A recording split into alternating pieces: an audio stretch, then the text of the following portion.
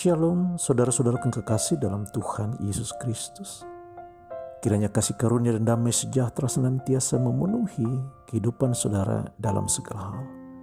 Saat ini kita kembali berjumpa dengan saya Pendeta Rudolf Manhutu yang akan menyampaikan kebenaran firman Tuhan yang didasarkan pada Amsal pasal 20 ayat 4 hingga ayat yang kelima.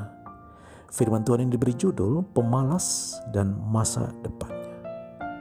Marilah saudaraku, kita satukan hati dan pikiran kita berdoa, kita mohon pimpinan dan bimbingan Roh Kudus Tuhan. Kita berdoa. Tuhan Allah Bapa di sorga, inilah kami anak-anak-Mu yang merindukan akan firman-Mu. Berfirmanlah kepada kami saat ini dan tuntunlah bimbing kami dengan kuasa Roh yang Kudus, agar kami boleh dilengkapi lagi untuk hidup seturut dengan kehendak Tuhan. Kami boleh menjadi berkat bagi sesama, tapi juga boleh menyenangkan hati Tuhan. Terpujilah Engkau ya Tuhan, dan berfirmanlah kepada kami saat ini. Haleluya. Amin. Saudara-saudaraku yang kekasih dalam Tuhan Yesus Kristus, salah satu sifat manusia yang tergolong negatif adalah pemalas. Apalagi kalau sifat ini hadir dalam sebuah proses yang sedang menuju ke suatu tujuan. Malas dalam proses belajar misalnya akan mengurangi atau menutup kesempatan bagi seseorang untuk meraih gelar kesarjanaannya. Jika seseorang malas dalam mengembangkan kegiatan usahanya, kemungkinan akan mengalami kekalahan dari saingan-saingan bisnisnya. Para petani juga yang malas bekerja, maka kerugian di masa depan atau di saat musim panen telah menanti. Demikian yang diungkapkan dalam Amsal pasal 20 ayat yang keempat. Pada musim dingin, si pemalas tidak membajak. Jikalau ia mencari pada musim menuai, maka tidak ada apa-apa. Tetapi bukan itu saja saudaraku. Para pemalas juga kelak akan rugi besar kalau malas dalam membangun atau memelihara imannya. Ada banyak anak-anak Tuhan yang tidak atau kurang memiliki kerinduan membaca dan merenungkan firman Tuhan. Mereka mengira cukuplah beriman saja, cukup mengakui Yesus sebagai juru selamat, maka segala sesuatunya selesai, karena sorga sudah berada dalam genggaman. Padahal Rasul Paulus berkata dalam Filipi pasal 2 ayat yang ke-12, Hai saudara-saudaraku yang kekasih, kamu senantiasa taat, karena itu tetaplah kerjakan keselamatanmu dengan takut dan gentar. Bukan saja seperti waktu aku masih hadir, tetapi terlebih pula sekarang waktu aku tidak hadir. Ya, kerjakan keselamatanmu dalam takut dan gentar.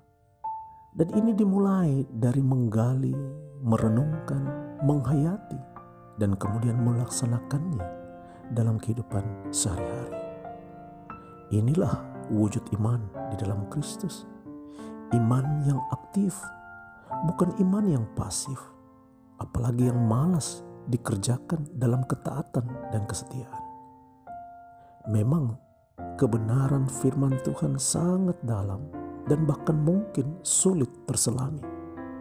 Tetapi bagi mereka yang berpengertian, dia akan berusaha dengan tekun menyelaminya dalam tuntunan Roh Kudus untuk mendapatkan makna terdalam sebagai kehendak Tuhan bagi kehidupannya. Inilah makna yang terkandung dalam Amsal pasal 20 ayat yang kelima.